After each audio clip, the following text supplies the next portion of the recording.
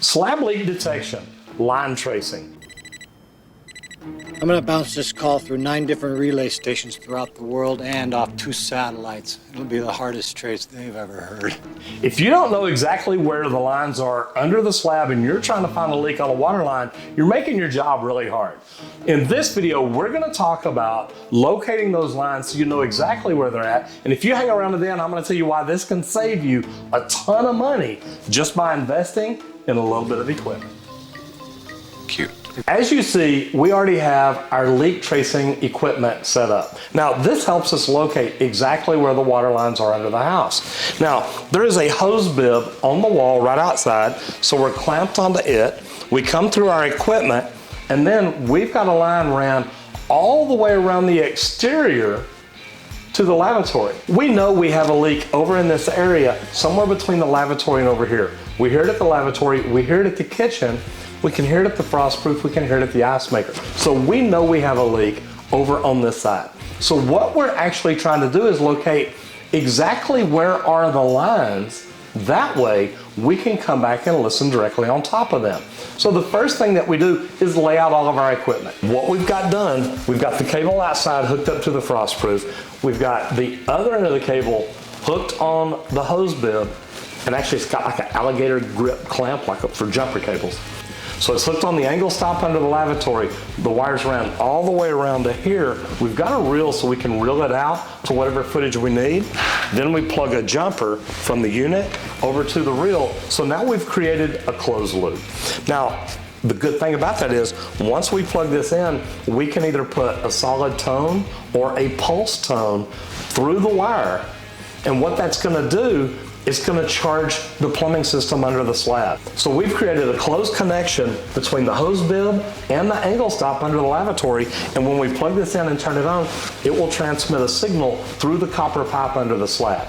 Then what we're going to do is get the locator and the headphones, that we will know right where it is. We can mark it under there. And then I'll explain more to you about why we do it and why this can save you a ton of money. Now, one thing I do is I turn the volume down very low, because with the tone that I get, it can be so loud that literally it can make it hard to hear, meaning it can literally pop your eardrum, so be very careful. So I always turn the volume down very low to start out and get my tape ready. The reason being, I want to mark exactly where this line is.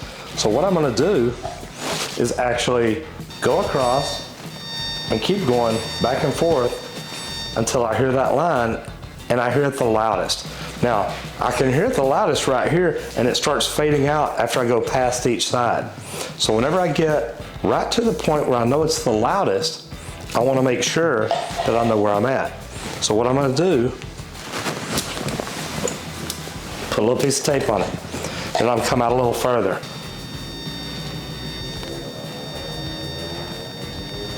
Now again, I'm right over in this area.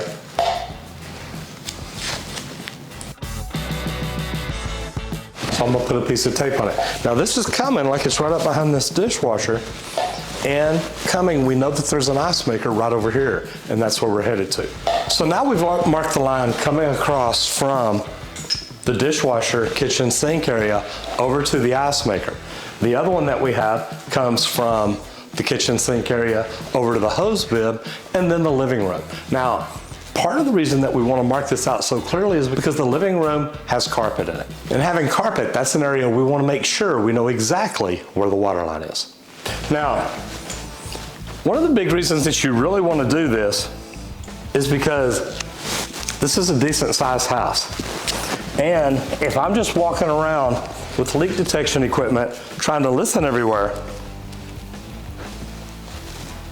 that's going to give me problems, because I'm going to have to listen to this whole area just to try to listen right above the water line. Now, when you get your leak detection equipment set up, you don't want to have to listen to every square inch of the house. You want to try to pinpoint where the lines are and listen directly above them. That's why I think having leak locating equipment, line tracing equipment, leak detection equipment, every single thing that we use is such a big deal.